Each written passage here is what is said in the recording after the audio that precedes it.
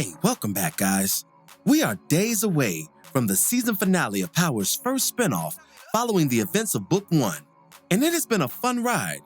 This video will serve as my trailer breakdown for episode 10, entitled Heart of Darkness. The episode description reads as follows.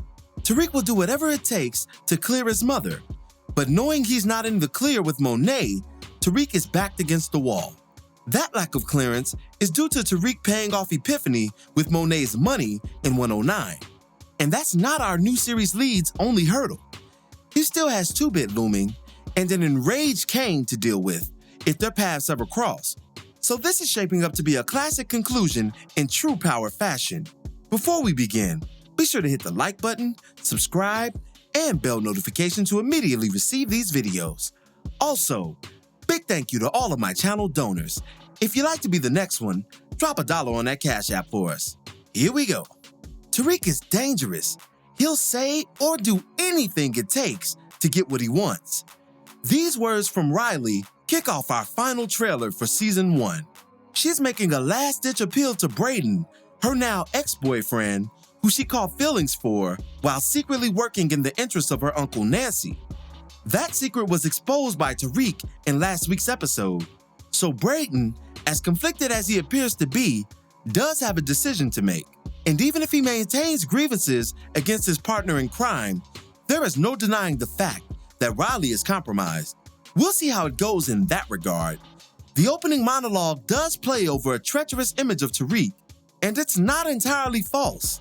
In the authentic tradition of his father, he absolutely will do anything it takes to achieve his aims.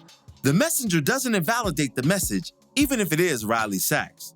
Next, we see Judge Larkin announce for Sachs to call his next witness, presumably Tariq, as the camera pans to him in a dripped-out cranberry suit after the call.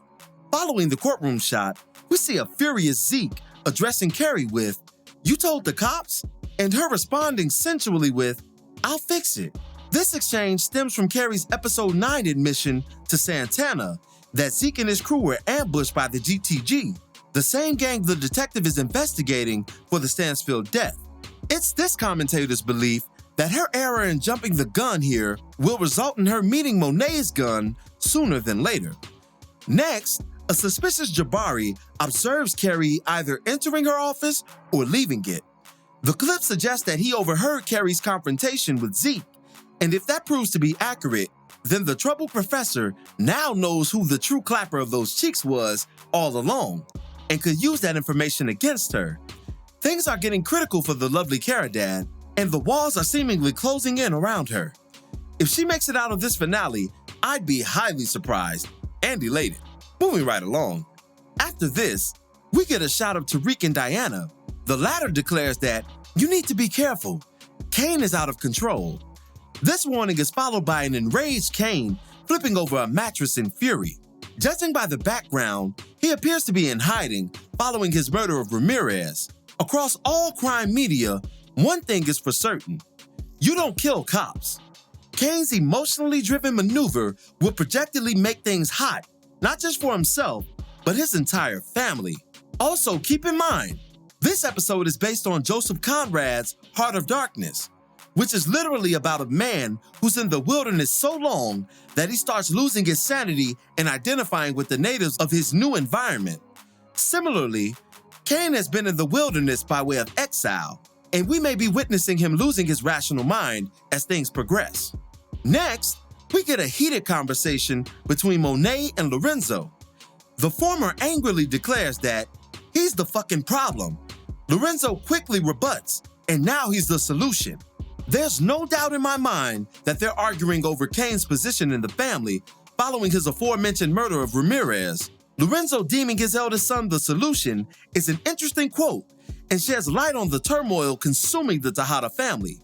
We never saw Lorenzo sign off on Kane's banishment, after all, and his father may just be key to Kane's return, especially if Kane reveals he killed Ramirez because of his mother's clandestine affair with the deceased.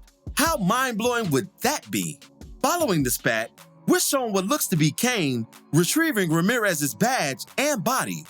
The way the body is wrapped, it's most certainly not headed to the morgue. On the contrary, Kane's taking his former nemesis to the old chop shop, much like we saw in 102 and again in 109. All evidence must be discarded if the Tejadas have any hope of dodging the worst aspects of the law.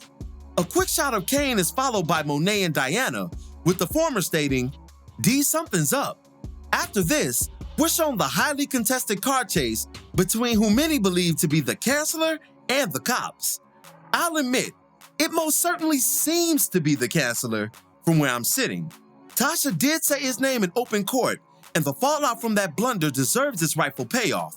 However, a scene depicting Saxe running from the law, following what will surely be his downfall, would be equally enjoyable. I'm here for it either way it plays out. A worried Tasha occupies our next frame. She looks over at her son, who's seemingly confident about his pending testimony. And he should be.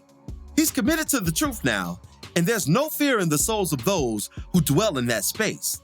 Also, he does have Tamika now fully on his side, which guarantees that courtroom will be bussin' come Sunday night. A Davis quote follows the Tasha and Tariq shot. I thought this would end many ways, but not like this. During his query, we're shown the hilarious Stephen Ott, who's grown on me as a character throughout this season. I hope they keep him around. His expressions are priceless. We're shown a bewildered Saxe next. He's looking as if he's seen a ghost. Well, here's hoping. Tariq can also be seen in the background.